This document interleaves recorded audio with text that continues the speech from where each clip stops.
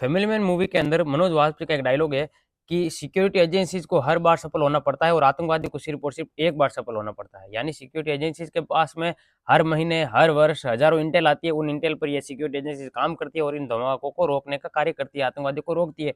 लेकिन कहीं कोई एक छोटा सा लैप्स होता है, उस लैप्स की वजह से दिल्ली में हुआ ऐसा धमाका होता है और हम लोग सीधा सीधा सवाल उठाने लगते हैं एजेंसियों पर और गृह मंत्रालय पर, प्रधानमंत्री पर। अमित शाह इस्तीफा दो, नरेंद्र मोदी इस्तीफा दो, हम ऐसे रेट लगाने लगते हैं और यही उन आतंकवादियों का मेन उद्देश्य होता है कि हमारी सरकार को हटा दिया जाए, जो कि देश के लिए सबसे अच्छी सरकार अभी तक साबित हुई है। धमाकों के मामले में 11 वर्ष में एक भी धमाका नहीं हुआ, देश पूरा सुरक्षित है, देश के हर एक नागरिक सुरक्षित है।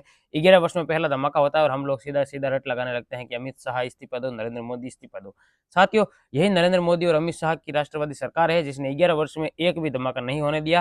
कांग्रेस के काल में हम लोगों को पता है कि हर वर्ष धमाके होते थे और उनका कुछ भी निष्कर्ष नहीं निकलता था। केवल उनको हिंदू साबित करने में या फिर उनके कसाब जैसे लोगों के हाथ में अगर मौली का धागा बांधा हुआ है तो उनको हिंदू बोलना वगैरह वगैरह, इस तरह की घटनाएं।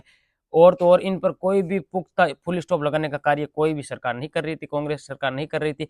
अब जब नरेंद्र मोदी जी की सरकार आई है और इसने लगातार 11 वर्ष में देश को सुरक्षित रखा है और अब एक अगर लैप्स हुआ है तो उसके अंदर भी जिम्मेदारी तय की जाएगी, वो आने वाले समय में होगी। लेकिन अभी वो समय नहीं है, अभी ये समय है कि देश की जनता को सुरक्षित महसूस कराया जाए और ऐसे आतंकवादियों की पूरी चेन को बाहर फेंक दिया जाए, इनकी जमात को खत्म कर दिया जाए। अभी पिछले कुछ दिनों में जो जो घटनाएं हुई उनके कनेक्शन आए हैं, फरीदाबाद में जो वो एक्सप्लोजन पकड़ा गया है और उसके साथ साथ जो आईटी प्रोफेशनल पकड़े गए, जो डॉक्टर पकड़े गए, इन सारे के सारे धागे कहाँ कनेक्ट होते हैं, ये सभी अभी जांच का विषय है। इसमें पाकिस्तान का एंगल है या नहीं है, ये सभी अभी देखने वाली बात होगी। लेकिन हम लोग सीधा सीधा ये बोल दें कि प्रधानमंत्री या नरेंद्र मोदी, अमित शाह इस्तीफा दो, तो यह इन्हीं आतंकवादियों के मंसूबे को हम लोग सफल करने का काम कर रहे हैं।